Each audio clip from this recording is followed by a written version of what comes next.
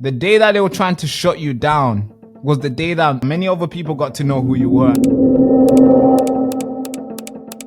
The government, the judges, the mainstream media and the police, they're all in it together. In reform, then people are being pushed out because they want conservative in. They're keeping their friends. It is just conservative 2.0. You and I were most likely to get arrested for doing this podcast than a guy who's out there sexually assaulting a kid. I just felt that it was really unjust. You put a brick... I love this country, but I love what it was. I don't love what it's becoming. They will hate the day that people like me get into politics. Oh, your mum's a G. Morgan. Who's Sarah? All right, guys. You guys asked for it. And we're here with Sarah. Sarah White. How you doing? I'm good. How are you? I'm doing great, thank you. We were just talking just then before the podcast, before we started filming. I mean, the day's been crazy. Your day has been, crazier. I have to say. Yeah. Yeah. But we're still here, and as I said, with my text towards you today, that we're just smashing the day through force, and I'm sure we're gonna smash this podcast through force. But some of the people who are watching this might be thinking and be like, "Hey, Barak, who's that nice looking young girl that you got on the podcast? Could you tell me a little bit more about this girl that you got on the podcast?" Well, yes, we will. So could you give that person, or that lady, I might have to say, that lady, yeah, most likely that guy, who Sarah really is? And I want to go as further back as possible. Maybe in high school. Who was Sarah in high school? Year 7 or maybe year 9. Who is Sarah? If I was your classmate and somebody asked me, what would I say about you if I went to the same school with you? I think, I'll be honest, I never had any problems at school, or I wasn't bullied, and I definitely wasn't a bully.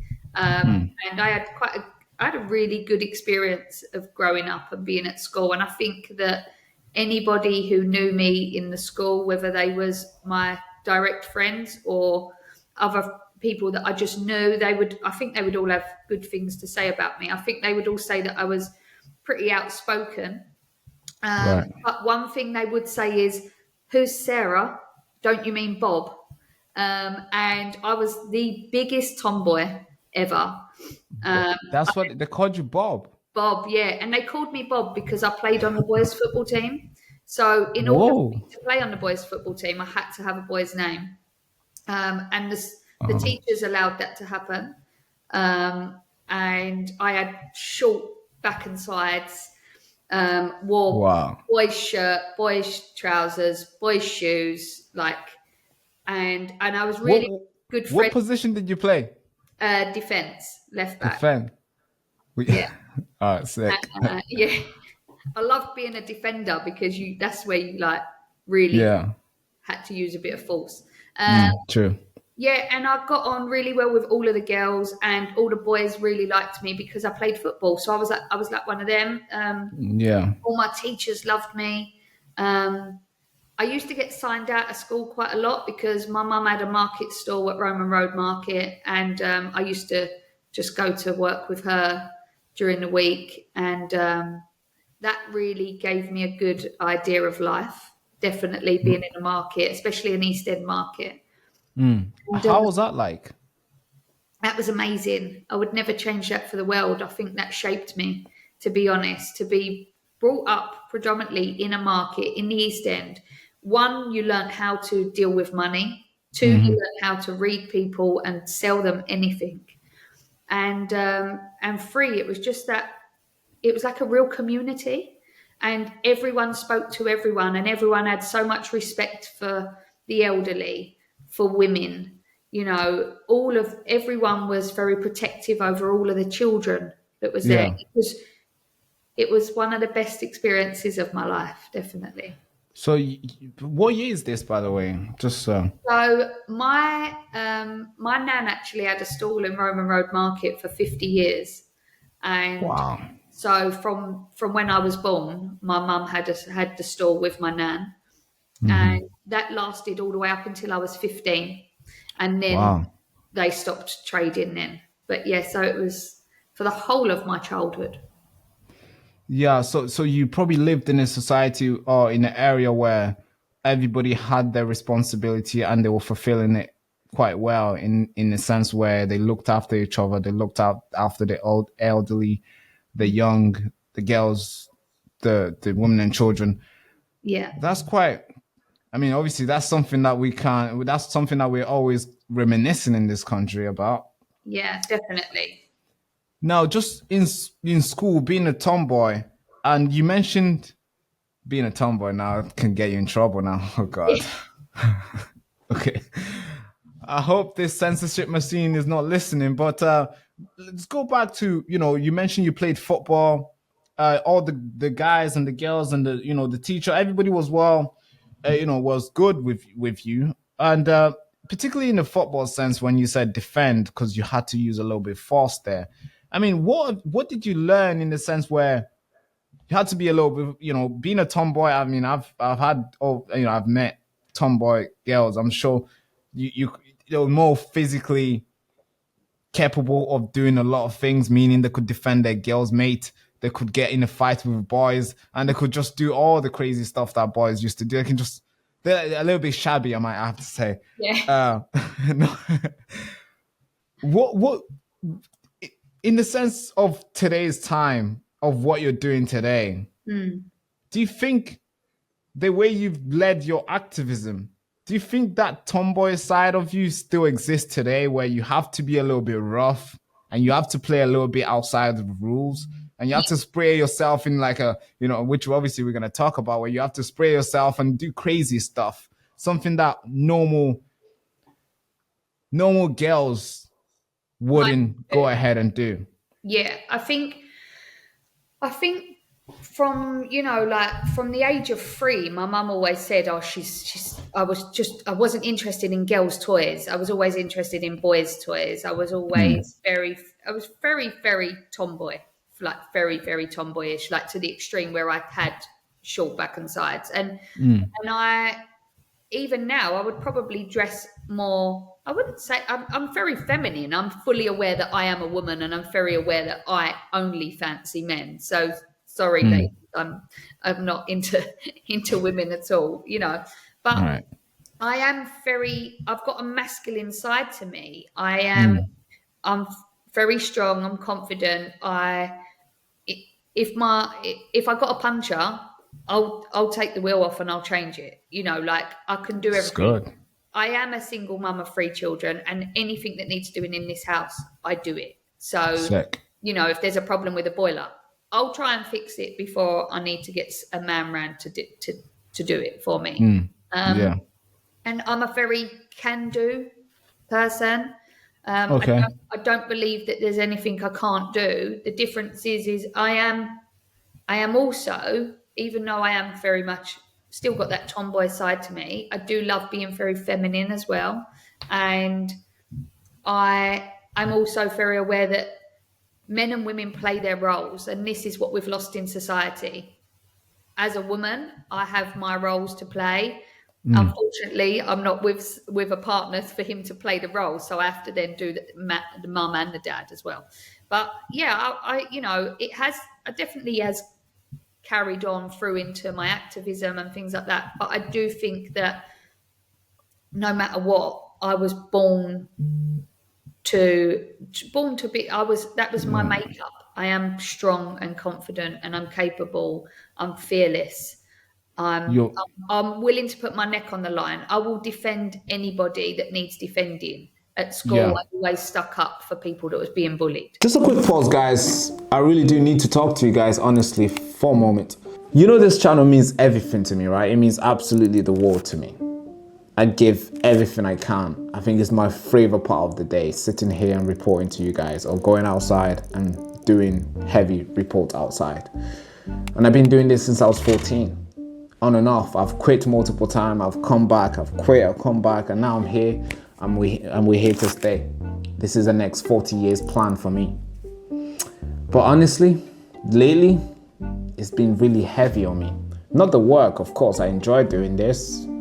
But carrying the work alone fighting for stories, trying to highlight these stories that matters, especially when it feels like nobody's listening and need your help.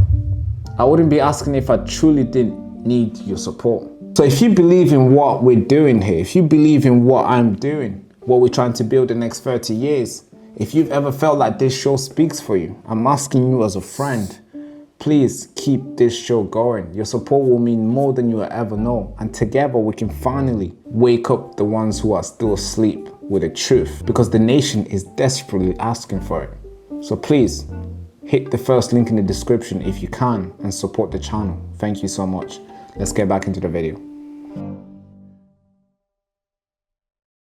Yeah, that's why I brought it up, because usually when I go back to my time when I was in high school, there used to be, well, I don't know, it started becoming a little bit gray area, but there used to be tomboys, where they wear normal, they would dress like the boys, and they'll tuck their shirt in, and sometimes they will have, obviously some guys, including myself, I didn't like tucking my shirt in. It made me look cool, so I'm like, I keep it out a bit. But teachers are like, tuck it in, and I'm tucking it in. Some girls used to do that too, and they're like tucking it.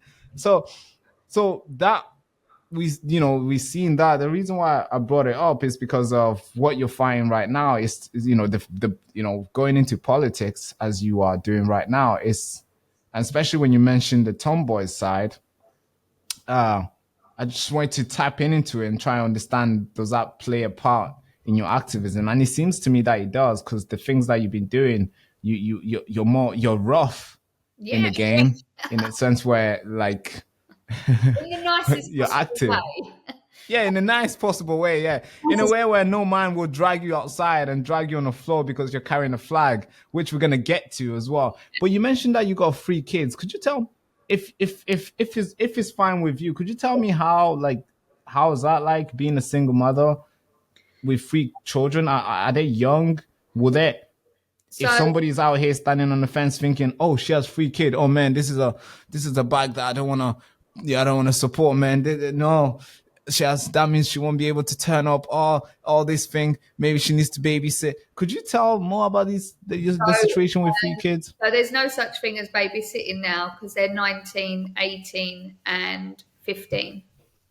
Right. They're very capable, they're very strong and confident like their mum. And I'm here for them as much as I need to be as a mother, but you start to become a little bit redundant the older they become. Yeah, they fire you. It's more like, Mum, could you send me some money, please? Yeah, that's it. The older two both work. So it's my youngest now. He does boxing 5 mornings a week, goes to school in the afternoon. He's doing really well. They're really nice children. So, I've been, when did I split up with? So my youngest, so he was 2, then my middle one was 4, and the eldest one was 6. So I've been been a single parent since that time. And, I still get on with their dads, and I had a 40th birthday party this year, and sick. And my kid's dad come with his wife and his mum and dad and his daughter and her partner. Wow. So that's how connected you guys are still up. That's brilliant. Because you know what? Listen, and I know it doesn't work for everybody, but I'm a strong believer in that. Was we in love at that time? Yeah, like we was in love. We had children. They was born out of love. And at the end of the day, if you love your kids, you should really try your utmost to still have a positive relationship. And I know that there's people there going, oh, not with my partner. And I totally get that. But for me personally, I've been able to do that. We've both been able to do that. I could call their dad now and speak to him, or I could speak to his wife, and I take the kids round to see their nan and granddad, and it's nice. We all just get on, and even if I was upset about something, I could still call them if I felt that I needed to, and be a bit of a shoulder to cry on. And I think it's very important. And I also don't believe, I hate it when women use children as a pawn to gain something. I hate that. And I've fallen out with with friends in the past and not got them friends anymore because of the way they've treated their ex-partners, because ultimately you're damaging your children. So, you know, I've done what I can to make their life as easy as possible. And their dad will come in on Christmas Day and they'll come round in the evening. They'll have a drink before they pick them up. And it's always been like that. I mean, this year they won't, because my son now drives, so he'll drive over there himself. But sick. Yeah, try to keep. I'm like that as a person. I just try to keep everybody. Just be nice. Like, and I know you're probably going, yeah, right. Just be nice. I do. Not today. I do genuinely think that. I do. It means a lot to me. So I know that my kids can grow up and know that I never stopped their dad from seeing them. I never badmouthed their dad. And yes. And we just got on. Yeah, that's pretty cool to see, because I have I wouldn't say friends, but I know some people who who had, well, I'm 24, so most people around my age most of the people I know have given birth and stuff. So, and some of them have didn't go very well, and they just fight and fight and fight to the point where they call the police, the baby's taken, and they do all this and it's like they're just ruining each other's lives. And to the point where sometimes I see it. Sometimes I'm like, okay, that's valid. You called the police. You was in danger. Okay. And sometimes I'm like, wait, you called the police because you seen it with another girl, but you guys are not together. And now you've lost the kid, and what was the point? Yeah. So yeah, it's good that you've kept the relationship. How supportive are your children and your partners and obviously your family towards what you're doing right now, which obviously we're going to switch to now? You know what? My family are really, really supportive of everything I do. Like, even like my aunts, my uncles, even like my extended family. My children are, they support me in it. Are they on the fence? Yeah, they support me in it. They just, and they really do. And they think what I'm doing is great. It's just sometimes it can take over a little bit. So it's for sure. It's trying to find, and because they're older and because they've got their lives where they're at work, it might be that I'm actually free and they're not. So it's now that they're becoming adults and they've got responsibilities, it's trying to get us all together. And that can be difficult at times, because this is probably the first time in their lives. I've always done jobs where I've made sure that I could always drop them to school and pick them up from school. I've always made sure that I'm at every sports day. So they had all of that, all of their childhood. And now, as they've now got to this point, it's like, hold on, my mum's at protests every Sunday. My mum's at she's busy going and doing meetings. She's going to conferences. She's doing this. She's speaking. She's doing this. Yeah. So it's like, oh, what you doing? What you doing today? And they're trying to keep up. But yeah, it works. It works. They're you know what? They love it actually if I'm out the house, because they have their mates around. So. Sex. So free house. I mean, I didn't have much of that when I was young, but I'm sure they're liking it. Free house. Okay, so they are in support of it, but they're not liking the rapid change of how busy you have become. But they also like that the fact that there's also some ground where they can, be able to exercise their, you call it free will. It's quite nice sometimes, because when their friends around, they're like, "Oh, what you up to, Nas, Sarah?" And this is their friends speaking, and I'll be telling them, and then my kids start telling them, and you can see that they are proud. They're happy. Yeah, they are happy. They're proud, and they know. And they go, "Oh, your mum's a G." Your mum's a G. Your mum's a gangster. Yeah, I was like, "Oh, okay." Oh God, right. That is pretty cool. So I think that's the best description. This is a good. Now I see your life very different, to how I seen you, because now I know this is how you. Obviously, of course, there's more information that somebody else will do a good job to get. But I'm sure people who are watching this will probably be like, now I probably know who Sarah really is better than what they knew who you were. They probably thought you were just a lady who was just making noise, dressing up in pink and doing all the crazy stuff. And they're thinking, yeah, I support her. I think she's crazy. But now they actually know, no, this is a mother. This is a person who's out there, concerned, and of course, raising the flag. And of course, she's doing something that she loves for her country. Yeah. Now, this is where it started, I believe. You can obviously correct me. Where you are at the protest, and you were dragged like a dog.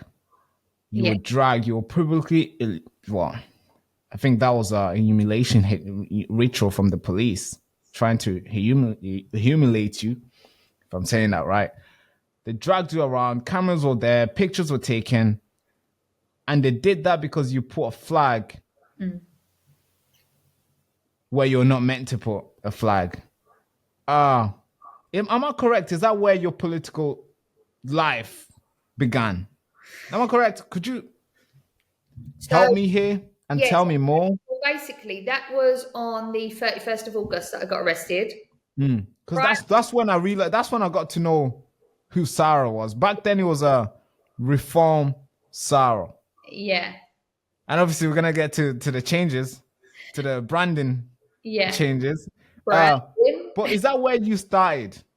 Correct me if I'm wrong. So basically, if you go back to November last year, that's when I actually joined Reform, and then I got elected as a candidate January this year. And I'd progressed. It was like, just doing your normal stuff, branch meetings, with different events, conferences, stuff like that. And then in this summer was then when we started protesting. Outside the Bell Hotel in Epping. Yeah. And so I'd been doing that, and then we protested for several weeks, and then obviously that was when I got arrested. So that's when I really got chucked into and that's when that's when your career or your activism just took off. The day that they were trying to shut you down was the day that people like myself and many other people got to know who you were, and they were like, yeah, I like this girl. I know they're trying to take her away, but bring her back. I like this girl. So could you walk me through that period when that happened and they took you to the police station? I mean, how did you get yourself there? What were you doing? Were you trying to send a message? And what message was it that you were trying to send? Oh, so if we go back to 2 weeks prior to me being arrested, the court had ruled in the favour of the residents to shut the hotel down. That's correct. That was the first thing. And what had happened was the councillor, Holly Whitbread, who was and still is totally incompetent at her job, turned up to take glory for the closing of the Bell Hotel, and she'd had mainstream media was standing just to the side of where we all were, but away behind the signs, so no one could see her. But unlucky for her, I was on my phone on FaceTime, standing behind the signage, and I see her pull in, and I thought, what's she doing now? And then she got straight out, tried to disguise it from everyone that she was going to do this news piece and make it look like she was the hero. Yeah, that she's the hero. And I thought, what? No, you ain't doing that. People have been here week in, week out, like multiple nights each week. We're the reason. And every person who's protested, we're the reason that we've achieved this, not you. And I went over and gave her some very heated criticism. And then 2 days later, she released a statement about me. I was also then added onto a far-right watch list because, guess what? Her dad's best friend is the police commissioner for Essex. Wow. That just happened to work well, right? Yeah, it just happened to, So, and then you fast forward to 2 weeks later at the Bell Hotel, and I was saying to people, people are going to get arrested tonight. All the mainstream media were there. When mainstream media turn up, you know that arrests are going to happen. There was different police officers there to what was normally there. Not all of them, but some of them. It was like the bully boys had come in. Yeah. And I then gave a speech, and I stood up on a platform and I gave this speech, and it was quite a powerful speech. And it went... As always. Yeah, of course. And it was telling the mainstream media that basically to make sure that this was aired far and wide, and that I was saying that the government is there basically to serve us. The BBC needs to be defunded, and we all need to stop paying our council tax. And bold. You can imagine how that went down days later in Parliament and in the mainstream media again. So as I've got down off of my platform, I did say, we are going to march now to the council offices. Please, can everybody stay onto the left-hand side so that cars on the right can come through? We don't want to disrupt the community. Please remain peaceful, because, again, I could see how the police were behaving already. And whilst we're marching on this protest, going towards the council offices, I kept seeing police officers digging out certain members of the public, which was certain men who, you know full well, if you pinch them or push them, they're likely to retaliate. Yeah, they're on the edge. They was very aware of who they was doing it to, and they was grabbing them here. And as they was grabbing them and pushing them, they was pinching them. And oh God, actually, and so I was constantly running up and down this line with other people and going, back off, wind your neck in. What, you don't want the paperwork, and please go over there and ignore them. They want to arrest you. So it was like that the whole way. And I thought, God, it's never like this. Like, why is it now so difficult tonight? And I knew why. We get to the council offices, which is called the Civic Centre. That's right. And I've got my flag, and we do it every week. Someone always puts a flag up at the top of the stairs of the Civic Centre. And usually they walk up with one of the ones that is already on a pole and put it up, and it stays. Me, I just walked up with a flag. So I've gone up and I'm now holding it. And at this point, everyone started chanting and singing, and the crowd was like really energized. And I mean, I'm going to play the video on the screen when we get this. I'm sure people and will see it. The police officer come up, and I thought, here we go, I'm getting arrested.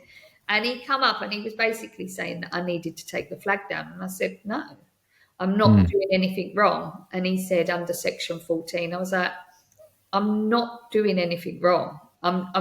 You can't just say that I've got to do something and I have to follow your orders because you're a police officer. Just because you're a police officer does not mean that you're right all the time. And that's right. I've got the utmost respect for the police. Yeah, so, for sure. Also, I know what's right and wrong. And we do know that police officers break the law, and we do know that they abuse their powers. All the time. All the time. And so I said, no, I'm not breaking any laws. I'm not moving. You can't move me. And then that's when he then signalled for the others to come up, and it went from there. Yeah. She's been arrested.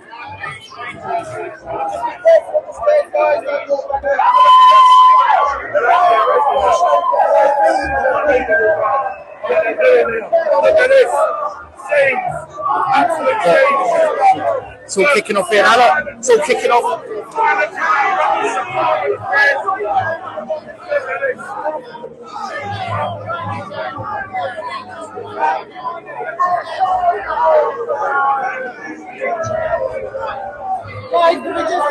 Sarah, what you got to say? What do you want to say? I want the country to see this. This is an unlawful arrest. I was standing on the steps of the council from the stairs. No! No, you don't! No! No! The flag of Great Britain!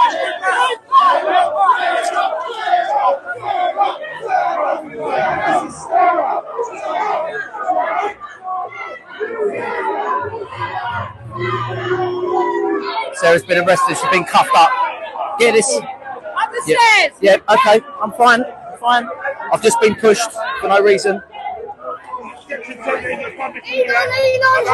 out! The police are fucking hell up! Exactly. We're not in the way. No, we're far enough away. We're far enough away. So you can just step back a little bit, give her a little bit of space. That's right, I know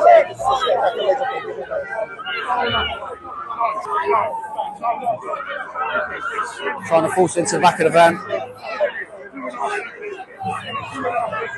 All for waving the Union Jack or Union flag. You get told off for calling it a jack.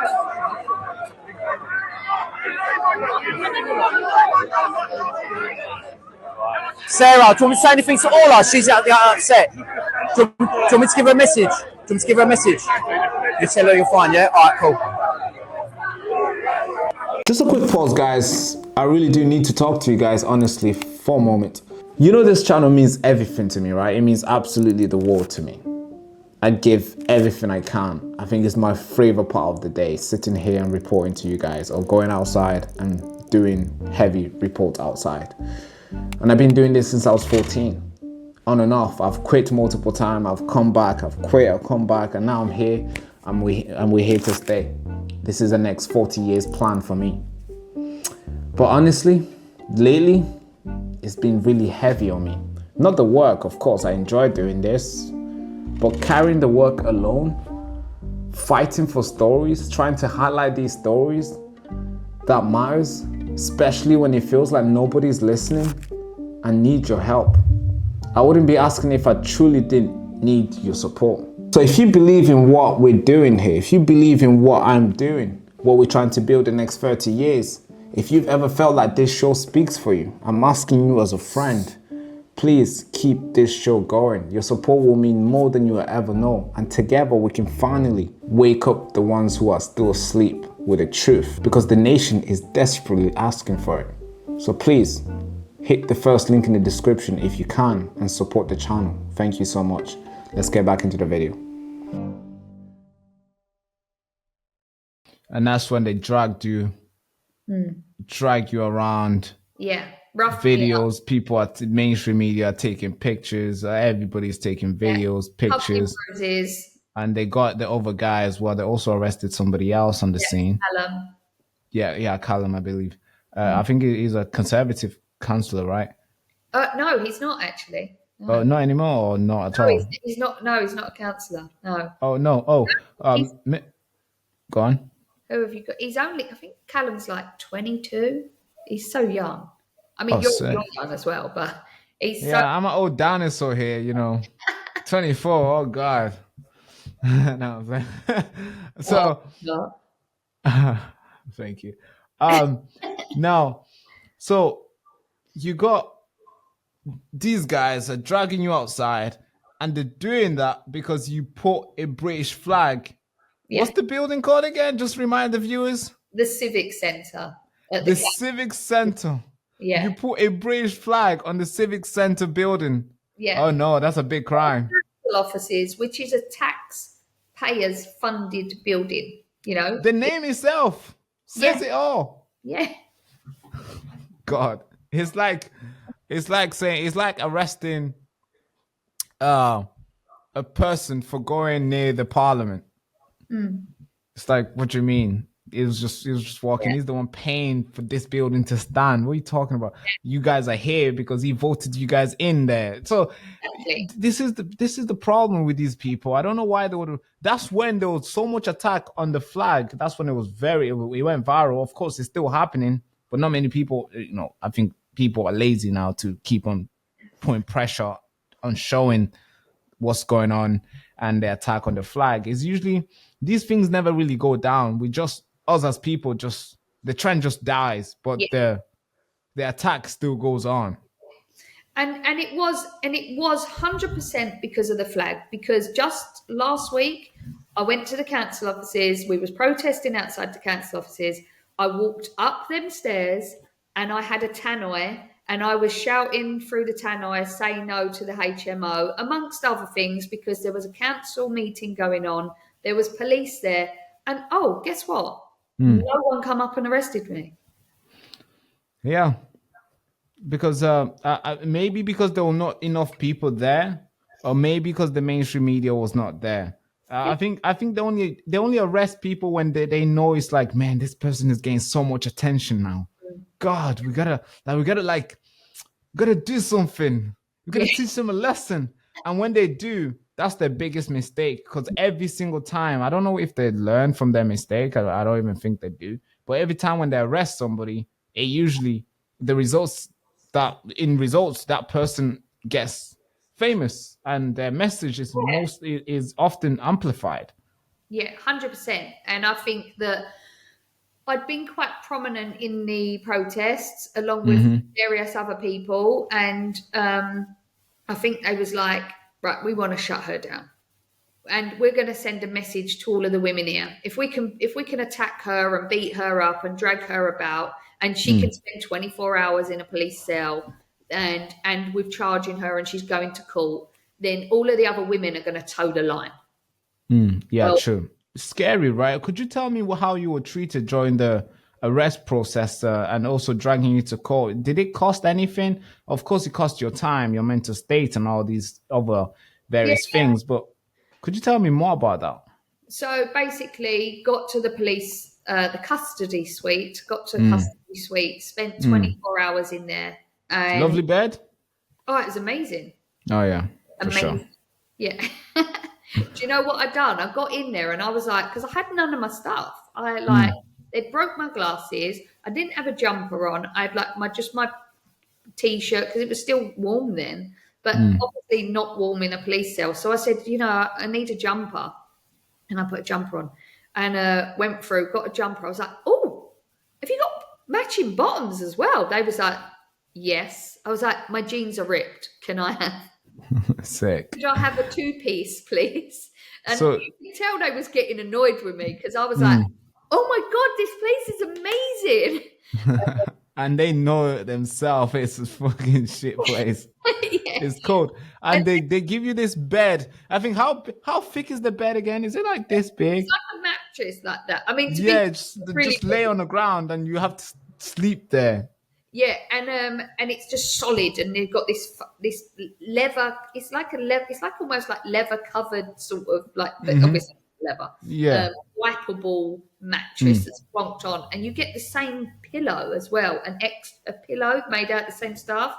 But what I'd done is when I was getting my tracksuit from them, as they turned round, I went, oh, can I take one of these blankets? And I took so you got yourself an extra blanket out. Yeah, and I just folded it in a way where they didn't realise. So I actually had a really, really good night's sleep.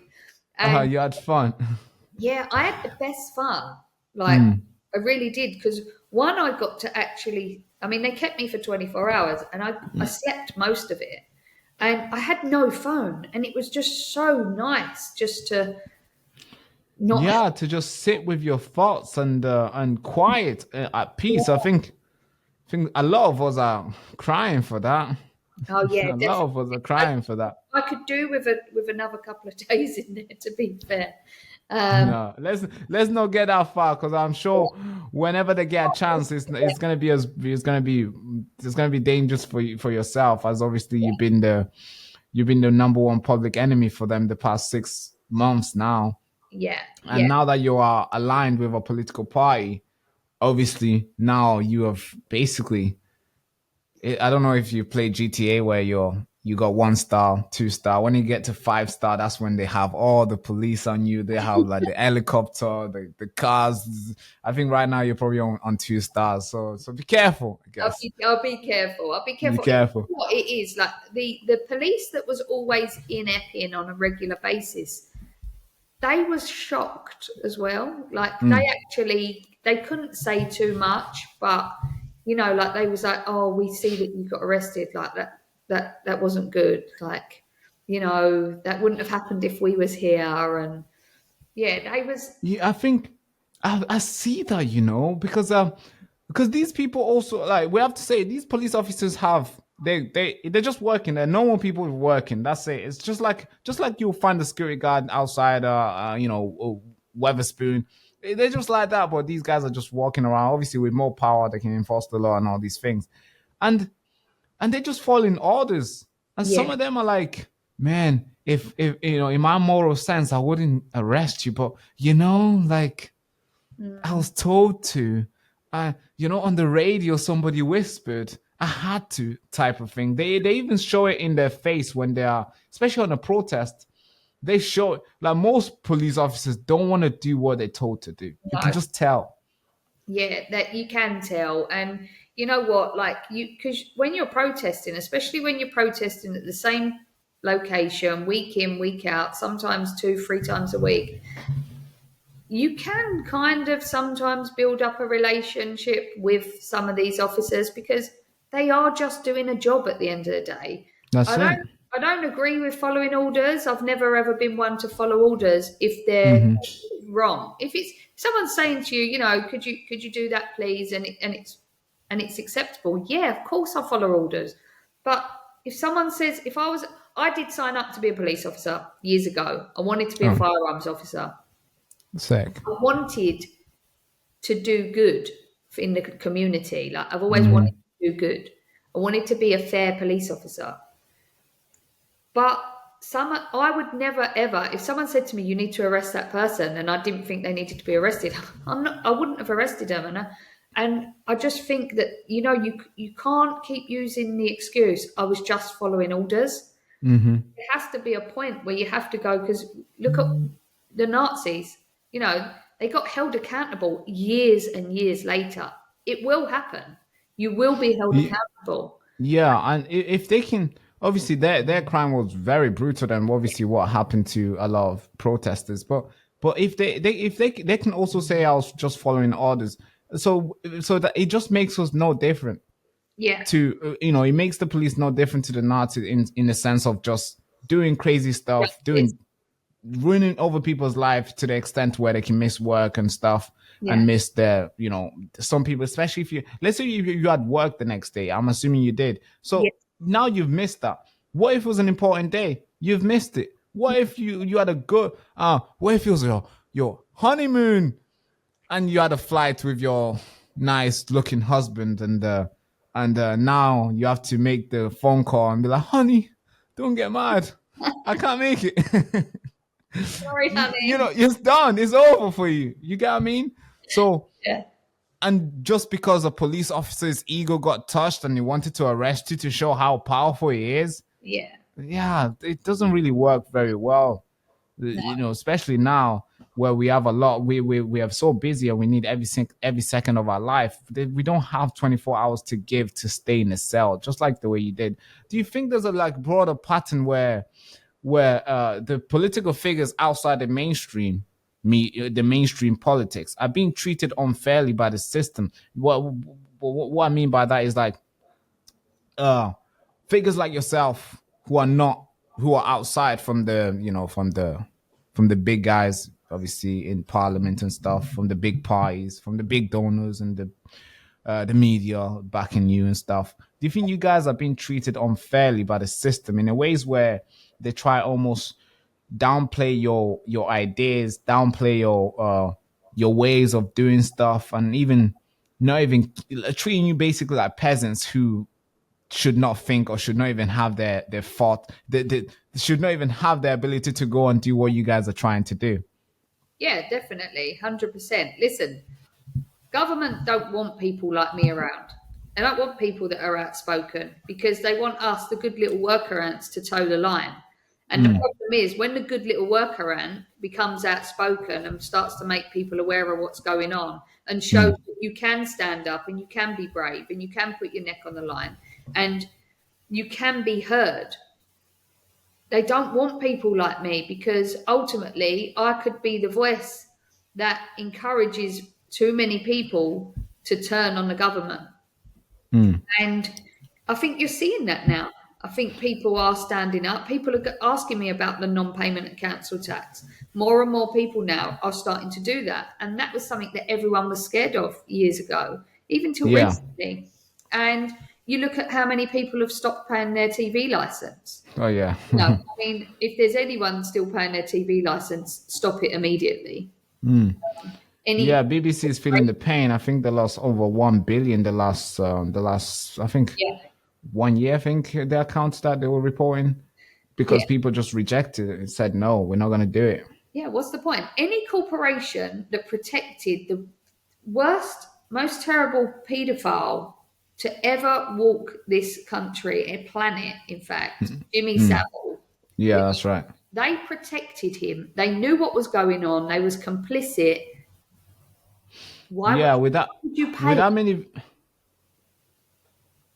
It's unacceptable. Do not pay your TV license, anybody. Yeah, I think it's one of those things where if one goes and do it, let's say one person shows how brave, it should just have to spark the braveness out of others. Like yourself, you go out there and you put yourself on the line. Other people are like, it's not that painful. If she can do it, I can do it. And then they jump and everybody else jump.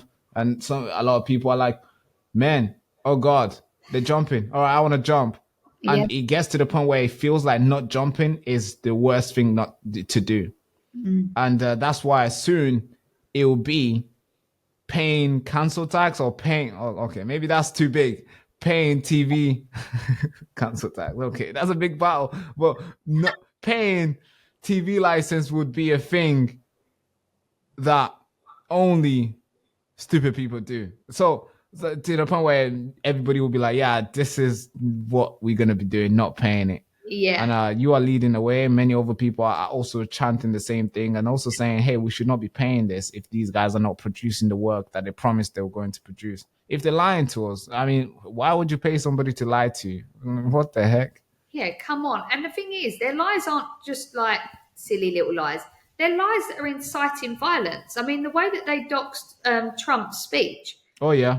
Actually incited violence. Mm-hmm. So yeah, they should be held accountable. And I'm really annoyed about that people are not held accountable for their crimes or for their, for their partaking in crimes. Because you have to look at loads of things. And if the BBC want to report on stuff, then report on everything. Don't That's right. choose. Like, citizen journalists, they will live stream so they know what's actually going on at that point, where the BBC will take things and they'll cut it and they'll clip it and then they'll only do one narrative. So many people are brainwashed by what they're watching, and that's the reason we're in the problem we're in today. Like, BBC and the mainstream media are predominantly to blame.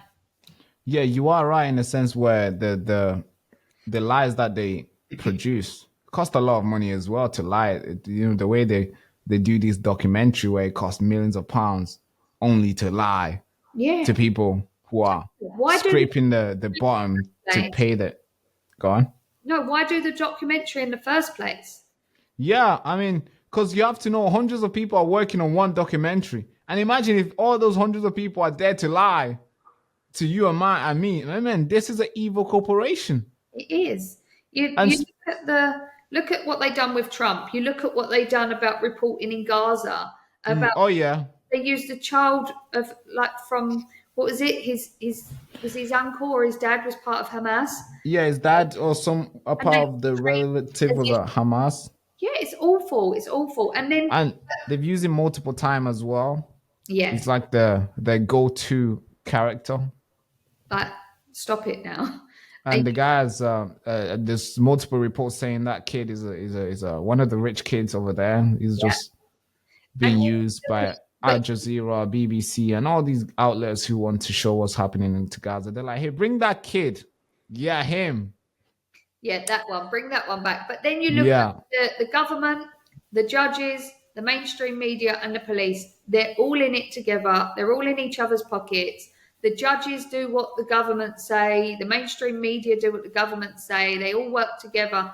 And I'm sick to death of it, because you only have to look at sentencing that judges hand out now. I read the other day that someone they got 22 months for a social media post. Oh yeah. But the same judge let off a child rapist because she said that the prisons were overflowing. Yeah, for sure. They to be held accountable. That's what I'm saying. So sorry, you and I were most likely to get arrested for doing this podcast than a guy who's out there sexually assaulting a kid. Yeah. This is how dangerous it is. Yeah, I mean, that makes sense. Look at, we can, especially rapes as well, which is obviously becoming very prevalent in this country, where nowadays there's like reports of rape every single, I have to say it now confidently, every single day. Every single day. Every single day now we can actually say confidently. Station just the other week. In broad daylight, a young girl raped outside a police station in broad daylight. Mm-hmm. There is and another one. Multiple. Just the other day, a young girl, Ola, who I protest with from the Pink Ladies, she went to her funeral. She was buried. She was 19. She was brutally murdered. Her name was Lily Whitehouse. She's 19. She gave birth to her child in September, I believe. Her child. So that child will never ever know what her mum's voice sounded like. That's right. Them parents have had to bury their daughter. My daughter's 19. These attacks are happening far, far too often. Sexual assaults and rapes are happening every single day. It is predominantly women and children. However, we know now that sexual assaults and rape has gone up on men. Yeah. Like 400%. Like, I mean, I might be wrong there, but you go, it's happening to everyone. Yeah, nobody's spared now. It doesn't matter how old you are. Because I was reporting this, I think, yesterday, where I reported this last year, to be fair, and I touched on it yesterday again. Is that the rapes, when you look at the rape victims back in the days, when I mean like the last 20 years, 15 years, the rape used to be, the age range used to be around like mid 30, 29, 30 years old, 33, 35. But now the age range for victims has gone lower and lower and lower. It's like even a 3-year-old is not spare. No. 12-year-olds now, 10-year-olds, 15-year-olds. It's just getting lower and lower, and it's getting to the point where, wait, can I even let my kid go to school? Can I even trust this new teacher that just introduced? Who is he?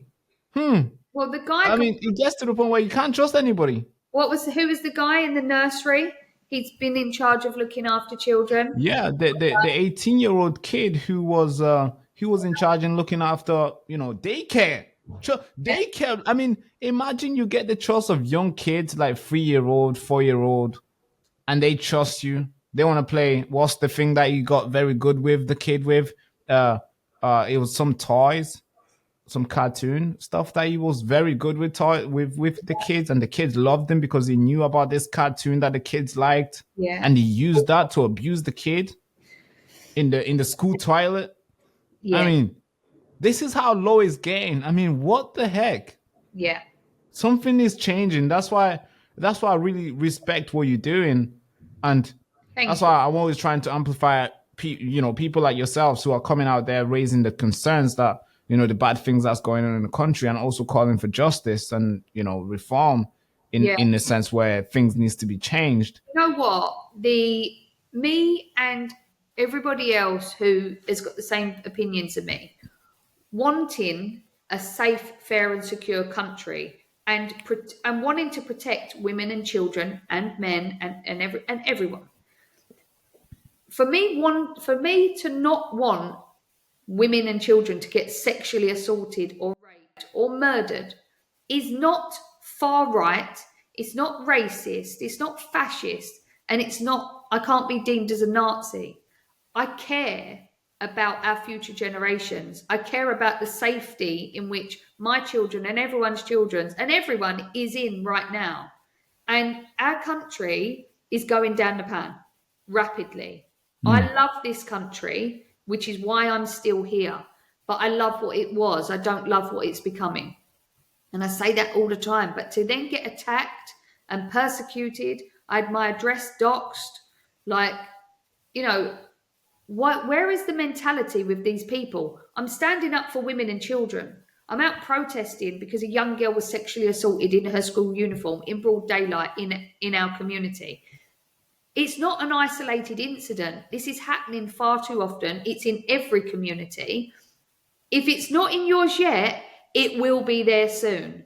So until we all come together and until we all can see that there is a problem and a real problem, and the problem is these people that are coming in, being brought in their thousands, week in, week out, they have a different mindset to us. Yeah. They do not integrate. Totally agree. I mean, look at the Leamington Spa case, where they tried to block this case from us knowing.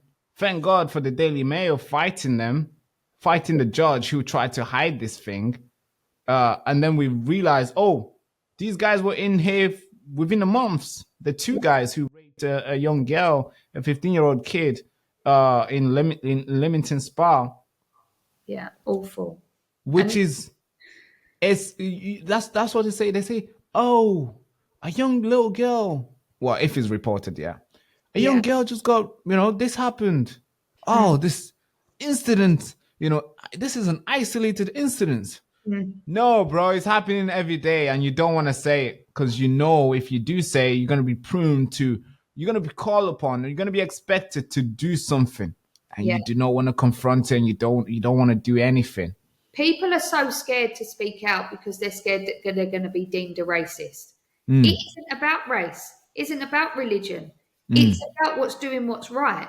And if certain people, and not every single person that has come into this country undocumented illegally is a criminal, but if you're not prepared to call out the people that are committing the crimes and see what is the relationship within these crimes, then you're part of the problem.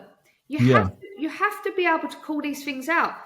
I don't care now if I get deemed a racist, a fascist, a far-right thug, a Nazi. I don't care, because people on the left have outused these words and they've now lost all meaning. So I'm not a racist. I'm not a thug. I'm not a fascist. I'm not a Nazi. But I care. And I would stand up for anyone. And also what people need to look at is there's the grooming gang scandals that still nobody has been held accountable for. Yeah, correct. The women that have been brave enough to come forward, oh my God, they have done something amazing. They're sticking their lives on the line. Yes. However, we do know that it's predominantly young white girls that are being targeted by Pakistani grooming gangs. However, what about the girls in their own communities that are getting sexually assaulted and raped, and they can't speak out about it because of the shame within their community and within their culture? I'm standing up for all women and children. I don't care what someone's race, religion, or culture is. I want to stand up for everyone. It just so happens that the people that come forward are predominantly white. That's what it is. We've had women come forward to us who say they're from a Pakistani background or heritage, or, they from a Muslim faith. They've come forward and they've said, thank you for speaking out. I myself have been a victim of rape, but in my community, it will be frowned upon for me to speak out. But, there are these things. It's not wrong of me or anybody else to call out what is going on. There are a certain demographic of people that have a certain ideology and believe that women are nothing more than, not even, they're nothing. I ain't going to say a second life. They're nothing. Women are nothing. They're just there. They serve a purpose, and that's it. This is why, certain areas now are calling for that you're not allowed to know the sex of your baby, because if you was to have find out that you was having a girl, they terminate so far into their pregnancy now, and that has to stop. So they have no respect for the female race. Just a quick pause, guys. I really do need to talk to you guys honestly for a moment. This channel means everything to me, right? It means absolutely the world to me. I give everything I can. I think it's my favorite part of the day, sitting here and reporting to you guys, or going outside and doing heavy reports outside. And I've been doing this since I was 14, on and off. I've quit multiple times. I've come back. I've quit. I've come back, and now I'm here, and we're here to stay. This is the next 40 years plan for me. But honestly, lately, it's been really heavy on me. Not the work, of course. I enjoy doing this. But carrying the work alone, fighting for stories, trying to highlight these stories that matters, especially when it feels like nobody's listening and need your help.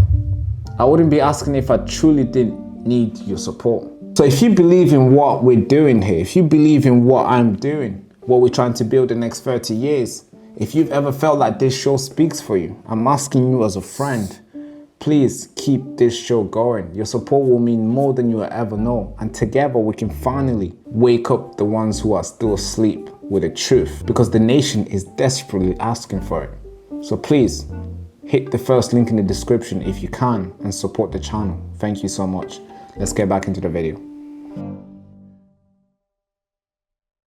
They don't care Wow, about it. that is happening in the UK. Yeah. Where now they can, because obviously this is very prevalent in countries like, obviously I don't want to dox any country here, just in case people start saying I'm racist and stuff. But there's countries that we know where they don't want a girl as a firstborn. Yeah. They don't want too many girls in their family. They want men, so men can like rule, and men can own the next corner shop after dad is gone, whatever. And they want maybe one girl, and they want 5 boys. And when they know 2 months in or 3 months in that it's a girl, they're like, which is kind of dangerous, the fact that that's happening in the UK. Yeah, of course. Because there's a high termination rate within certain cultures because when they find out that they're having a girl. That is, man, I think this is the problem, man. I don't know why there's because you have to understand, without, all right, maybe I'm gonna be a little bit of a guy who, I mean, I like girls, of course I do. I was talking to my partner, and she was like, yeah, I want, you're gonna be a good girly dad, or whatever what she was saying. Or maybe she's, she just want a lot of girls, but I don't mind if if I have so many girls. But you have to embrace the girls, because I don't see anything that would exist today without the girls. Exactly. That's what they say. Women and children, fuck the guys. It's okay. We can have one. Life will still carry on. But we need at least 100 girls safe. And we can save one guy, obviously, for the sake of humanity.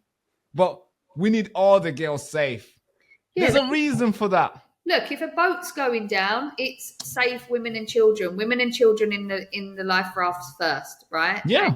And men, because men want to provide and protect. It's inbuilt in them. It's instincts. However, in certain cultures, women are not seen as a priority. Yeah, I don't know why that is, because I get frustrated when I see girls make a mistake in picking the wrong guys and stick with them, even though they know this is a wrong person for me. I don't know why girls do that. They get so many, red flags. They're like, oh, I've seen the red flag from the start. Okay, then what did you do? I stayed. All right. That was not a red flag then. That was a green flag for you. I'm one of them. I'm a victim. So you see, Sarah. Yeah. Are you one of those girls where your best friends have to go at you all the time for picking the wrong person all the time, even though you knew they were bad? Yeah. There's a video that went viral. There's a video that went viral.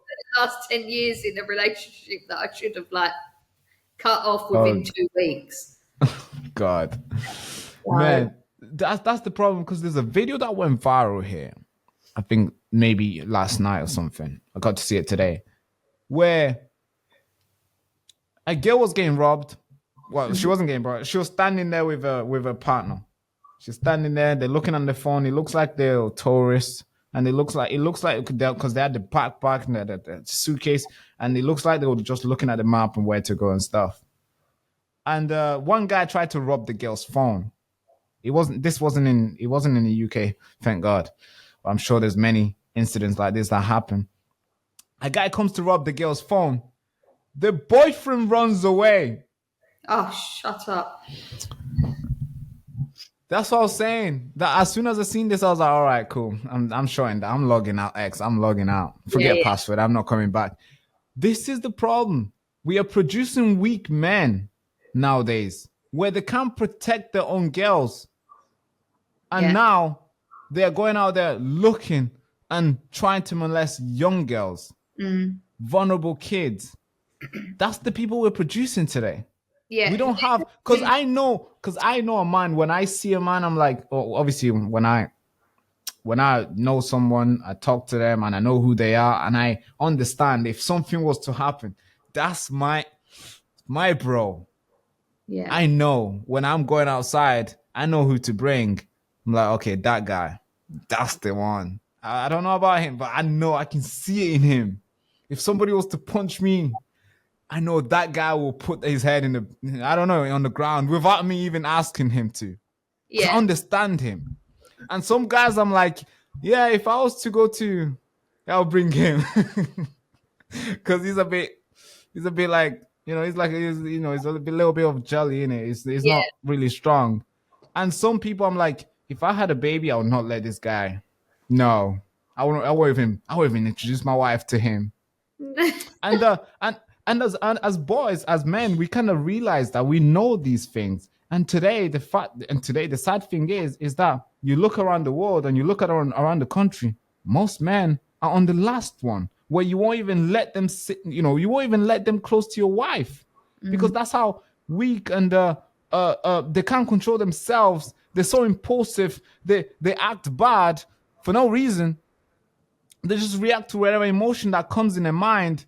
And they just do silly stuff, and they can't protect themselves. They can't protect their own girls, and that's why we hear today, where we see these, and obviously now we're importing many of them who will obviously act bad online, and they'll show weapons and stuff. They don't get girls, you can tell, and because they don't get girls, they've never had anything.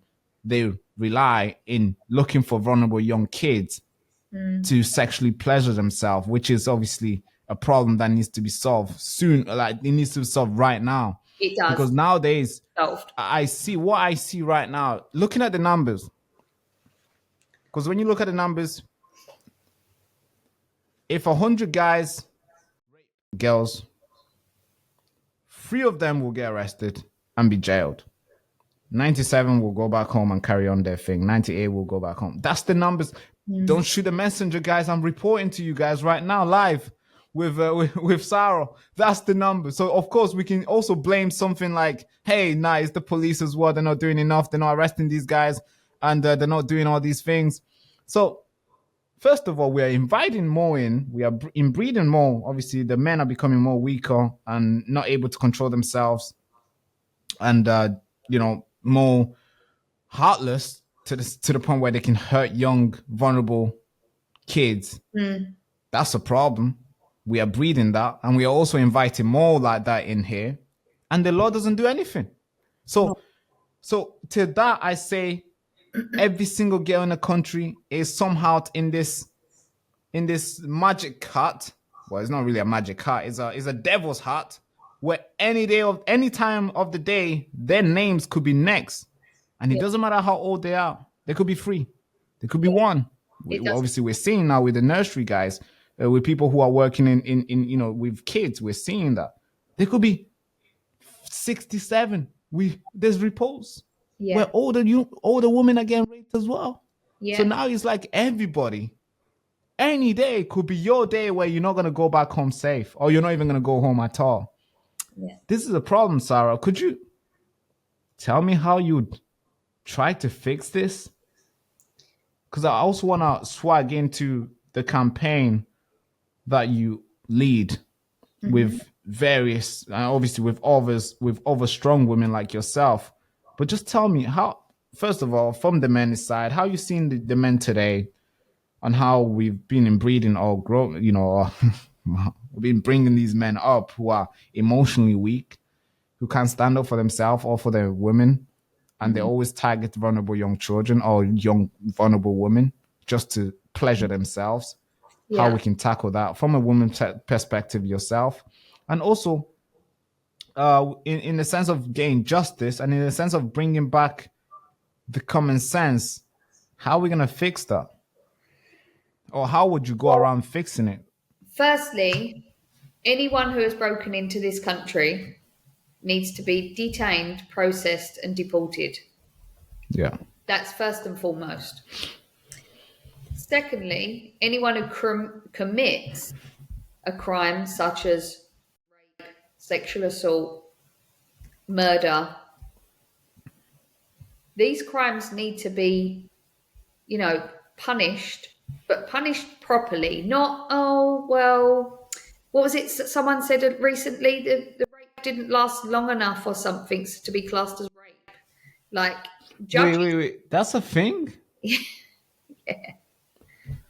It's an actual thing. So, but people need to be held accountable. People there needs to be tougher sentences. And we also need to do tougher sentences for knife crime as well, because that's a major thing. I worry about my boys being out. So I worry about my daughter being out, but I worry about my sons being out. Yeah. So crimes need to be punished and punished properly. We also really need to tackle what is going on in this country, like you're saying, with men are being feminized and women are being pushed up. I am a strong believer in the reason why relationships lasted years ago was because, you've got a lot of blame needs to lie with social media.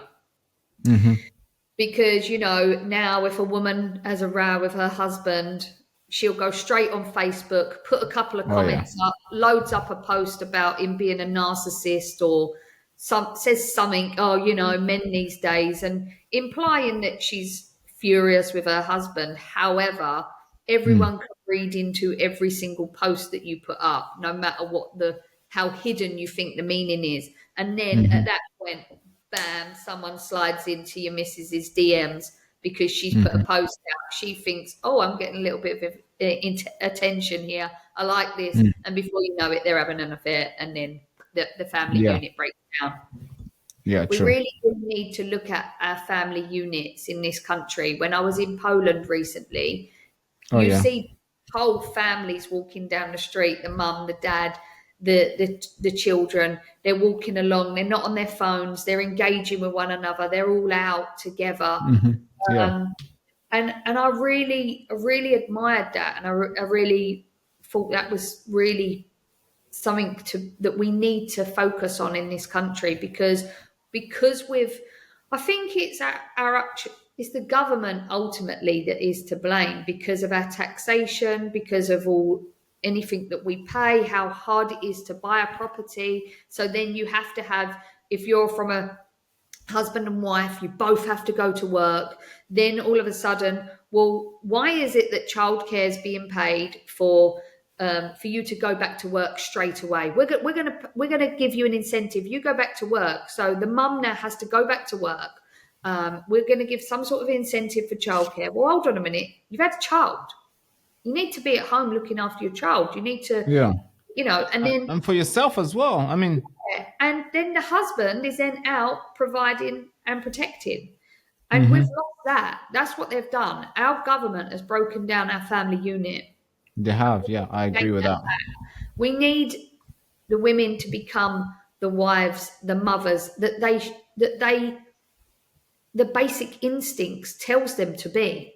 We need the men to be the providers and the protectors that their basic instincts wants them to be. And I think that men now have been so pushed down, so not just feminized, but just they can't be tough anymore because they usually like get punished heavily on it. I see it too. Every time when I share my comment, he's like, you can't say that, that's misogyny. I'm like, bro, Yeah, you know, we are quickly shut down when we share our opinion. And I'm not talking about, you know, crazy opinion, but we can't really speak up no more. And I think when you try to when the guy knows there's like this blurry line where they can't really cross, and they don't know how far they are from crossing it, they just don't want to take any steps, so they just become, you know, muted, and they just become numb. They don't do anything, where bad stuff will happen in the country and they're just standing there watching because they're being told all the time they are the problem. And to some extent, I agree. There's a lot of guys who do great, crazy stuff. Yeah. But when you push and demoralize somebody to the extent where they can't do anything and they don't value themselves, they don't see themselves as kings anymore. They see themselves as peasants to the tax man. They just keep on working and just keep their feet down. Some guy will do something to his girl and he's just not going to do anything. And you know what? The struggles that men have in today's day and age with the bills, with keeping up with the Joneses, with all of this stuff, and then they're getting taxed heavily, and then they're being told, like, basically be quiet. You haven't got a voice anymore. You have to look at the suicide rate in men. Yeah. And also, you know, I know that there are other contributing factors. It's like lack of testosterone. Oh, yeah. Any men, if you're between the age of 38 or 35 and 44, please go and get your testosterone checked. No, because men over the age of like 40, it's got the high rate of suicide, and it's usually because of testosterone, not because of anything else. But the pressures in today's society on a man, because it is built in them to provide and protect, and they want to provide and protect, but they're not being allowed to. There are so many issues, and we really do need to tackle them as a country. And but first and foremost, to stop. And it won't stop all of these crimes, because we do know that people that are born and bred here also commit crimes. I'm not saying that we're a completely law-abiding state. However, we've got enough criminals ourselves. We need to deal with them. People need to know that if you rape someone, 25 years in prison. Bang, done. It will Yeah, true. I think if we make it very tough, and we know, and if people know, like, if I do this, man, I lose everything. Yeah. I'm not coming out the next 3 years. No, I'm coming out I'm coming out on a stick. I'll be 75 when I come out. Yeah. There's nothing there for me anymore. But nowadays, people, I mean, I don't want to bang on this word, but yeah, it's happening every single day, and we have to talk about it. People rape and they get 3 years in prison. I mean, you're thinking, what do you think is going to learn 3 years? He's going to be out next few months. What are you talking about? A child rapist got off of going to prison because the prison was overrun. But yet somebody who tweeted hurty words got something like 22 months. It doesn't make any sense. So what it shows you is they care more about people saying stuff online than they do about a child or a woman, or they don't care. They just don't care about society. Yeah, and they like when they see people just divided and fighting each other. So then the system runs for long. But if people are able to talk, the way, you know, we've seen a great awakening here in the UK, where we see the left and the right also debating, going back and forth. And I like that, even though I might disagree with some of their ideas, but I like the fact that they're also active and they're campaigning for something, and they're trying to get some changes within the government. And the right are also campaigning, fighting, and trying to get some change. Obviously we might disagree with, like, oh, socialism, capitalism, this, communism. Some of them we might, we don't agree with this, we don't agree with this. But we should all agree that girls should not, you know, kids should not be, like, molested, sexually assaulted and stuff. I'm sure we can all agree with that. Whenever I'm at a protest and the left turn up, I always try to engage and have an actual adult debate and talk to them without shouting, and just say to them, the first thing I say is, can we all agree that can we all agree that children are the most precious? And they're like, what? I went, can we please agree that children are the most precious and the most vulnerable? And they know exactly where I'm going with it. They don't like it. And I go, just can we agree? It's something basic. It's a basic question. And they say, yeah. I go, right. So do we not think that all children deserve to feel that they're safe and they're protected within this country? Like, because we're talking about this country. I'm not talking about other countries. I'm talking about here. Yeah. And they're like, well, yeah, but. And I'm like, no, there's no buts. There's no but. What do you mean but? I don't care who you are. That's why I believe that these debates have to happen. And I think if we can actually break through, and I have done a few times, I've broken through and I'm going, right, so you're counter-protesting about me protesting to stand up for children's safety. Do you understand that you're here and you're basically counter-protesting, which means that you're against children's safety? And then all of a sudden they're like, oh. Yeah, wrong banner. Wrong banner. So you got into politics because you felt you got into politics because of our frustration. So you didn't get in for fun. You didn't get in because you want to make money like everybody else. You didn't get in because you want to be on BBC, Sky News and telling, and using every single opportunity to make people feel sorry for yourself like other ladies are doing in politics today. Definitely not. But you got in because of frustration, our frustration of seeing how the country is being run. Could you tell me how you got there? When did you realize that, man, I'm frustrated? And what was it that really frustrated you to the point where you're like, all right, I'm not going to stand here on the sidelines. I'm going to get in the game and play as well. Yeah, you know what? I felt so let down and disappointed, and have done for a long time. I think, like many people in this country, let down by our government. And it's not just current government, it's past government as well. Yeah, all of them. It's all of them. They're all in cahoots with one another. They've all been to the same and had the same education. They all play bowls together or whatever else it is that they play. Golf or they're stupid boys clubs. Like, because they're not real men. In politics, they're like, just look how weak Starmer is. I mean, he's a pathetic excuse of a man. I can't stand him. So, but anyway, I was so felt so let down, and I just thought, you know what? I went to vote, and at that time, I believed that so reform would come about, and people were all talking about reform, and I went to vote, and I thought, well, reform were the only option because Labour and Conservative weren't the option. And I went to vote, and when I got in there was no reform on the ballot paper. So I said, excuse me, what's wrong with this? And I said, there's no reform. And they went, we certainly don't have reform here. So I thought, right, well, if no one's prepared to stand in this area, then I'm going to have to do it. So I went home that night, filled out the form, sent it off. Went to a local branch, not a local branch meeting, but it was the setting up of a branch meeting. Went to, and as I was at that, I then spoke to the chairman. I said, I've put forward an application to become a local councillor, and he was like, yeah, I've actually got your name down. And then the process went from there, and then I become a candidate for Buckhurst Hill East. And I'm not here to start slagging reform off, because that's them.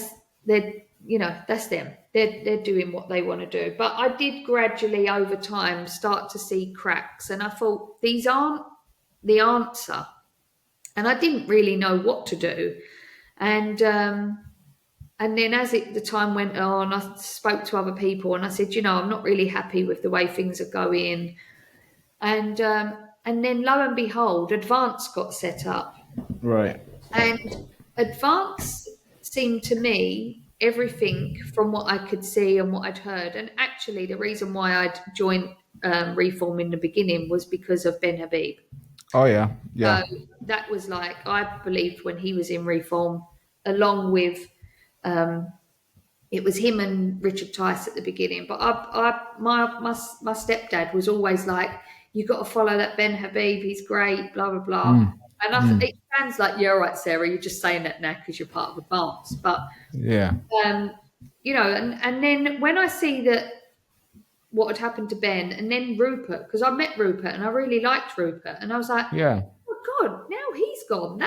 And I didn't like the way he was, you know, charges that was put out against him, and yeah, I just felt that it was really unjust. And I was like, what the hell is going on with this party? And then I decided I was leaving. Then I got arrested. oh yeah, Well, let's see what they do.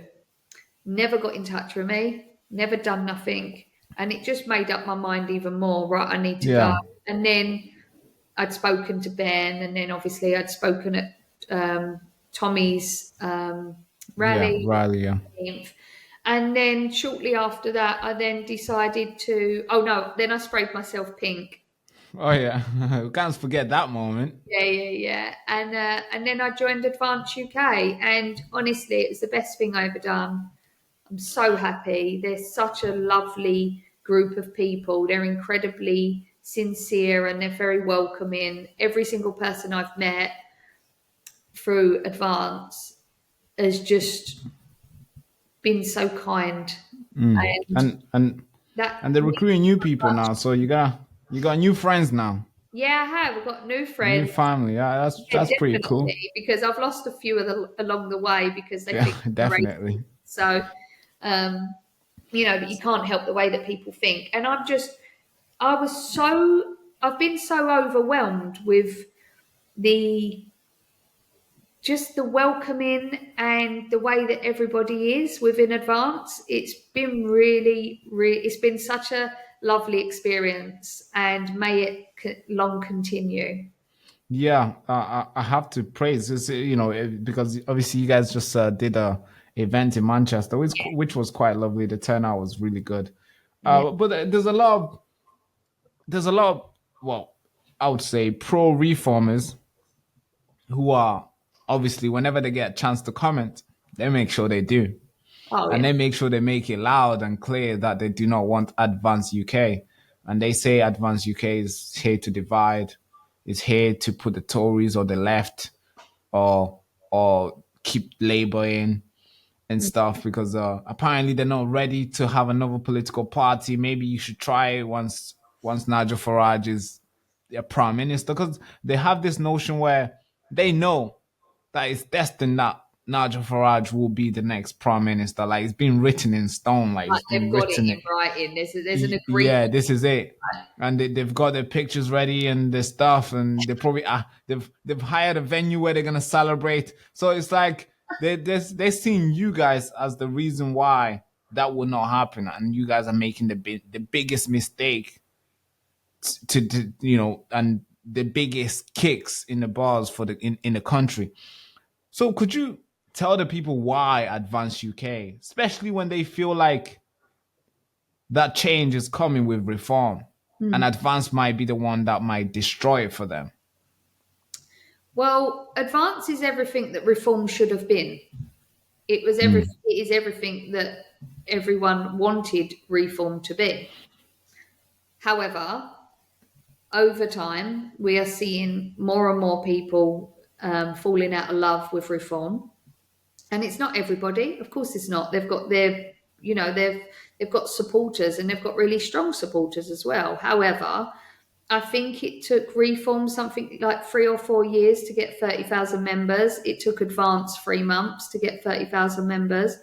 It's a lot. If we think about when the elections are going to be, they're not going to be until 2029. So whose vote are we dividing? We've got 4 years. And I think the way that everyone from Advance is, I believe, when I went for reform in the beginning, I went because I believed in everybody was grassroots. In reform, then people are being pushed out because they want conservative in. They're keeping their friends. They're allowing them to carry on line in their pockets. It is just conservative 2.0. That's all I can see. Yeah, many conservatives have joined almost every single day now. And when I was at the conference at the NEC in Birmingham for reform, I think maybe around September time. Was it whenever it was, a few months ago? I was at that, and I only listened for 5 minutes of speeches, and then I just left. And basically, the part that I heard Nigel say was, yes, it's all great, you know, everybody in reform now, but what we really need is to bring in people who have spent their lives in politics. Oh, what you really need is, I'm bringing all my mates over from Conservative, the people that have ruined the country for the last 14 years, just so that they can keep their pay packet. I don't think so. That's not what anyone who is in there from grassroots signed up for. They need people. You need people in politics that know what it's like on ground level. You need people who understand the cogs that turn this society. It's people like me, it's people like yourself, people who have got real life experiences. They can be rich or poor. They can come from, you know, privileged backgrounds. They can come from diverse backgrounds. However, you need people that actually know what it's like to deal with real life. People that are in Parliament, they're like, have any of them run a business? No. Probably not. Struggled? I don't believe so. And even if they have, are any of them prepared to put their neck on the line? No, they're not. So you need strong, confident people who are prepared to put this country first. And at the end of the day, that's all I can see with Advance is the people that are there care so deeply about this country. They've had enough. It's one thing that we all share. We've had enough. And we want to live in a safe, fair and secure country. And that's not a lot to ask. And it can be done. It can be achieved. And with the right people, with the right backing, Advance UK will be in power when the next elections come round. Yeah, that's powerful. I mean, obviously all I can say is good looks and stuff, but you know, Advance is growing. They're introducing a lot of people in. Yeah. But this is a fight you guys gonna have to take on and fight Goliath, I guess. Yeah. Fight the big guys who want to cling into power. Yeah, that's it. That's it. We're gonna have to see you in defense. Just a quick pause, guys. I really do need to talk to you guys honestly for a moment. You know, this channel means everything to me, right? It means absolutely the world to me. I give everything I can. I think it's my favorite part of the day, sitting here and reporting to you guys, or going outside and doing heavy reports outside. And I've been doing this since I was 14, on and off. I've quit multiple times. I've come back. I've quit. I've come back, and now I'm here. And we're here to stay. This is the next 40 years plan for me. But honestly, lately, it's been really heavy on me. Not the work, of course. I enjoy doing this. But carrying the work alone, fighting for stories, trying to highlight these stories that matters, especially when it feels like nobody's listening, I need your help. I wouldn't be asking if I truly didn't need your support. So if you believe in what we're doing here, if you believe in what I'm doing, what we're trying to build the next 30 years, if you've ever felt like this show speaks for you, I'm asking you as a friend, please keep this show going. Your support will mean more than you will ever know. And together we can finally wake up the ones who are still asleep with the truth, because the nation is desperately asking for it. So please hit the first link in the description if you can and support the channel. Thank you so much. Let's get back into the video. Do you know what it is? I'm not the most intelligent. I'm definitely not the most articulate. But what I am is real. And I've got a burning passion inside me for this country because I love it. I've sworn my allegiance to this country because I love this country. And I believe that we are all entitled to live in a safe, fair, and secure country. But I want to be part of that. I want to stay here. I want to make this country great again. I don't want to see it turn to a third world country. I don't want to walk down the street and there be rubbish everywhere. I don't want to have to continuously worry, is somebody going to attack me? We should be able to walk around freely. We should have freedom of speech. We should That's live right. in a democracy. There is a lot of things that is wrong with this country, and they can all be sorted out. But you need someone to lead this country who is not scared. You need someone who is brave, and you need someone who is prepared to make some really, really difficult decisions. Because without that, you might as well kiss goodbye to this country. Because there's going to come a point where it's going to reach the point of no return. And I don't want to see that happen. Yeah, it looks like we're getting there. We're getting closer and closer and closer. And I'm glad you've come out from subs, I guess. You're joining the game and you're fighting and Definitely. and I was just saying about, I've got this deep burning passion inside me. I'm patriotic. I take pride in this country, and I'm prepared to put my neck on the line. I would be in Parliament, and I wouldn't just sit there thinking, I'd just take a pay pack each week. Yeah. No, don't speak out. No, we need people that say, no, these people are going to be held accountable. No, these people are going to be deported. No, I don't care if you was an MP and you was involved in the grooming gang scandal. You're going to be called out, and you're going to be held accountable, and you're going to suffer the consequences of your dealings within that. Or you're a police officer that just so happened to lose the evidence that could have potentially got someone put away for murder or rape. You're going to be held accountable. So watch out, all of these people that think they're in power and think that they're so good at, no one will touch me because I'm a police officer, I'm a councillor, I'm an MP. No, you're going to be held accountable one day, and you will hate it. They will hate the day that people like me get into politics, because I will make sure that people for their wrongdoings are held accountable, because there are far too many people that have been let down in this country, and that they need a voice, and they need somebody to speak up for them, and they need to see that for what they went through, somebody was held accountable. Yeah, which is powerful accountability. We have to. Have to. Now, obviously, we're running out of time. I want to squeeze like 2 questions here when it comes to. Man, I have a whole list here. Man, we got only 4 done. God, this is what my team tells me all the time. They're like, Barak, you make me research every single inch of these. I see every single footprint of the media account, and I get all these questions, and you only ask 5 or 4.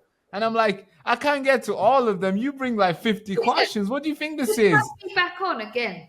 Yeah, we can always have you back on. But I want to talk about the aim of the Pink Ladies.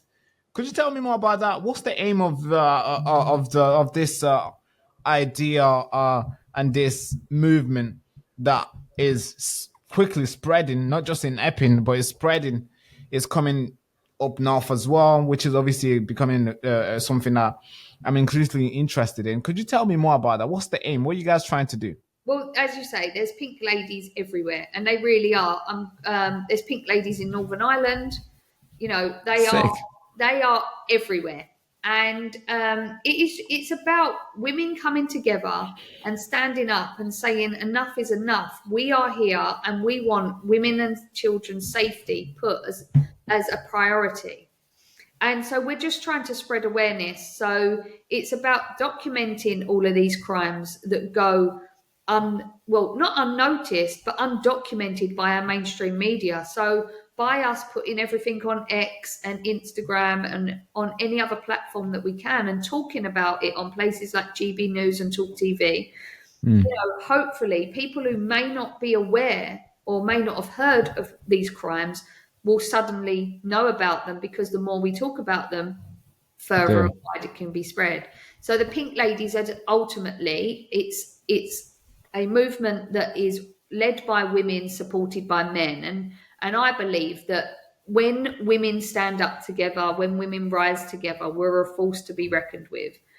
And then what happens when men see women out, risking everything, dressed in pink, more often than not, the husbands will go, I need to go out and make sure she's okay. Yeah. Their sons will come out and go, I want to make sure my mum's okay. Yeah. So it encourages men to now come out. So True. for so long, again, we speak about where men have been downtrodden and put to the wayside. Now, all of a sudden, all of these women are wanting their men to come and stand side by side with them. So it's making this movement spread far and wide, and it's getting everybody together. That's what I love about it. It's one of the few movements that's actually really, really joined people up and down the country in their local communities, and actually discussing the problems that is going on in the local communities and making people more aware of them. And, you know, a group of women turning up dressed in pink is not scary. It's not frightening. Power Rangers. Yeah, you know, like the Pink Power Rangers. Maybe that should be another outfit of mine. That's it. But and I just hope that more and more women join and set up their own things, because it's not controlled by anyone. That's the beauty of this. It's about people. I have women get in touch with me, and other women have other women get in touch with them. It's not that I'm some leader of it or anything like that. I've been seen in the public life. Oh yeah. You be more. Then women get in touch and go, I'd really love to know, is there a group in my area? Or I'd really love to know, how can I set a group up? And all of us are always welcoming, and we're always open to give as much information to these women as possible, so that then they can set up their own groups in their areas. They then can, you know, talk to other women in other areas, because you've only got to put in pink ladies into any search engine and you'll find a list as long as your arm. So and it's just everyone's uniting, and you then become friends with these people, and you hear their stories, and then people get in touch saying, could you share my story? Yeah, of course, no problem. And it's making people aware, and you know, no one's scared of pink ladies. And when Whitechapel, when the council officers at Whitechapel wanted to have the pink ladies deemed as a far right racist movement, I mean, that was just ridiculous, because like I said, you got women in Epping, most of them are 70s, in their 70s or 80s, you know.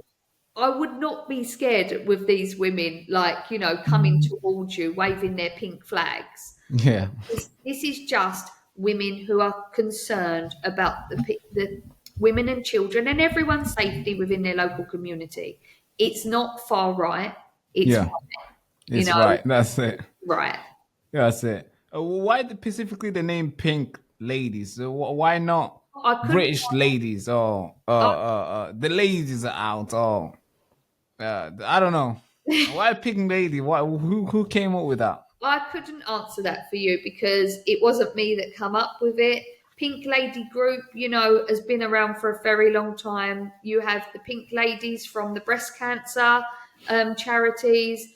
They are spread far and wide. So I'm not a founder. I'm not a leader. I just happen to be a pink lady. Or listen, at the end of the day, I'm Sarah. Yeah, that's it. Almost, I'm Sarah, and I'm a mother, and I am also a pink lady. I'm also a proud member of Advance UK. Sick. You can be multiple things. You can support as many things as you want. And I am a supporter of the Pink Ladies, and I've been very prominent within the Pink Ladies throughout, because of my arrest and because of me spraying myself pink. Yeah, sick. You know, I think it's something, there are no leaders, there are no founders. It is, we are women, we should all come together, we should all unite and encourage the country to stand behind us. Yeah, that's it. And I think you're getting the support that you really deserve. Yeah. Now, last question here before I let you go. Go out there and crush the people who need to be crushed. Now, I'm going to list a list of names. I got like a list of names here. Just maybe 5-10 names, I guess. I just want you one word description of what you think about these people. I'm going to name them out and give me one word. It could be hero, it could be a monster, or it could be evil, it could be any word, all right? So starting with the one and only K Starmer. Traitor. Ben Habib. Oh, this is a tough one.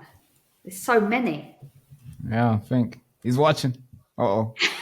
Sarah's about to be fired, guys. Now playing. Then is there's so many words. Is a leader. Leader. Kemi Badnock. She's all right. All right. Charlie Kirk. A hero. A hero. Zara Sultano. Ugh. A disgrace. A disgrace. Yeah. What about your friend, Jeremy Corbyn?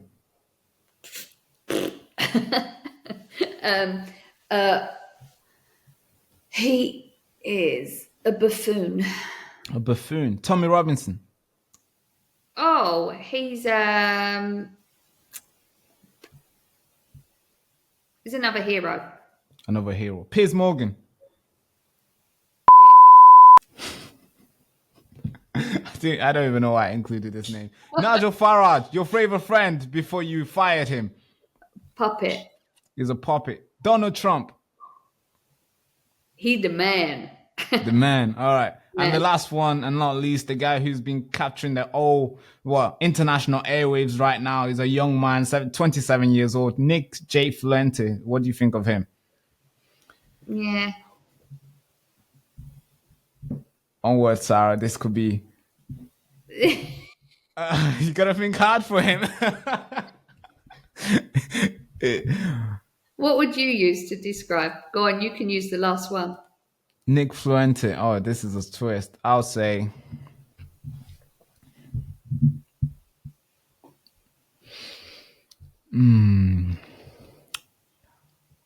It's hard, isn't it? I think... I wouldn't use one word. I have a lot of words for him to describe him, but I would say...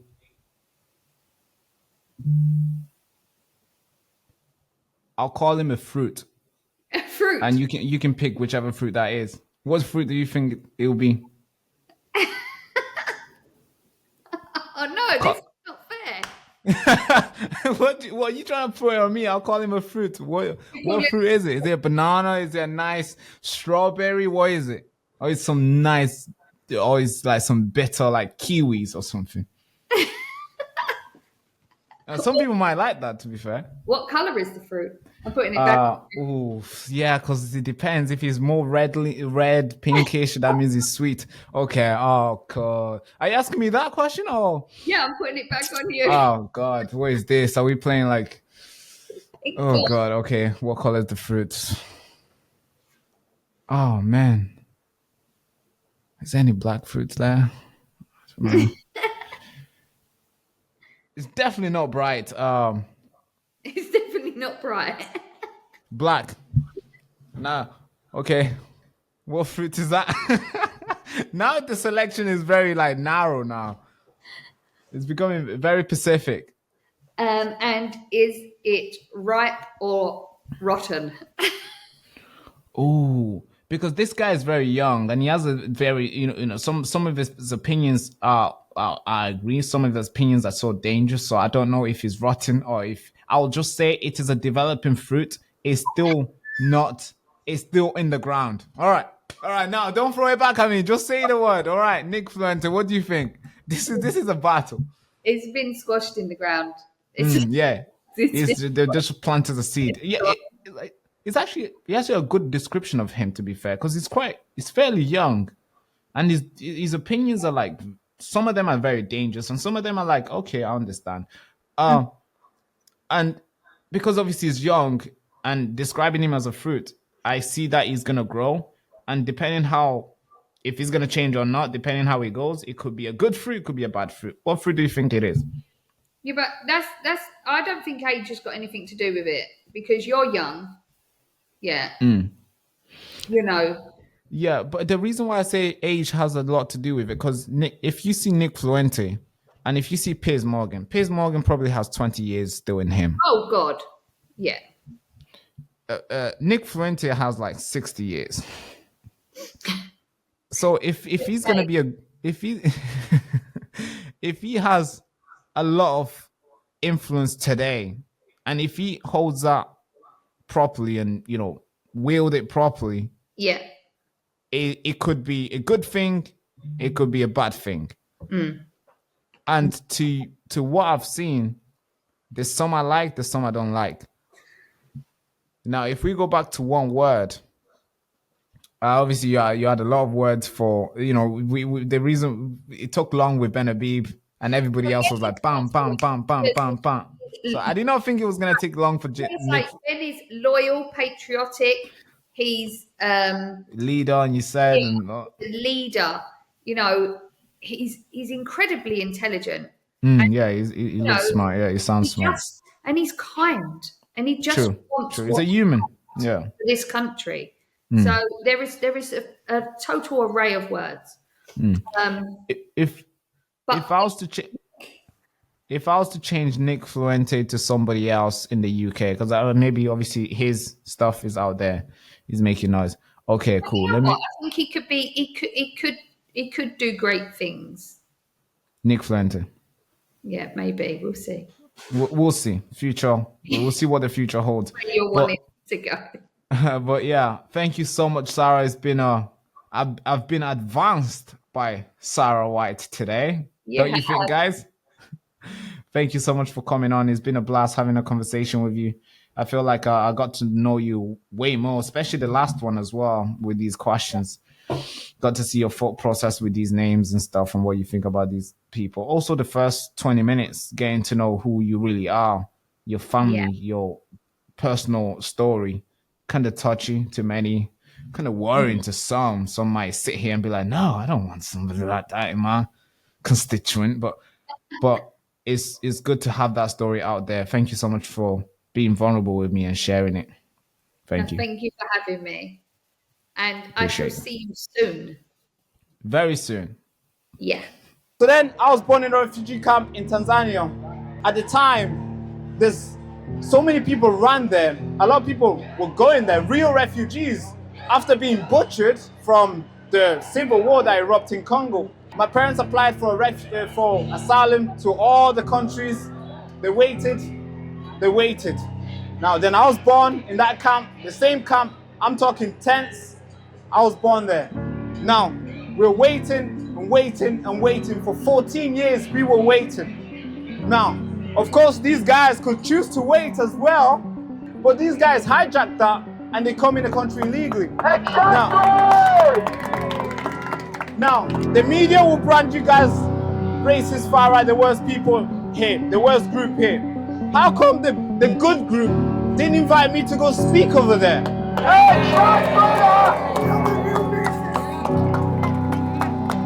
So I call this the greatest awakening because all the way from over there, there's hundreds of people turning up. It's a Saturday, for God's sake. They could easily go around and watch football and have fun, go on a date, do all the lovely stuff they could do. But instead, they want to stand here, rain or not. They're ready to send the message. And I believe the message will be received today. Thank you so much.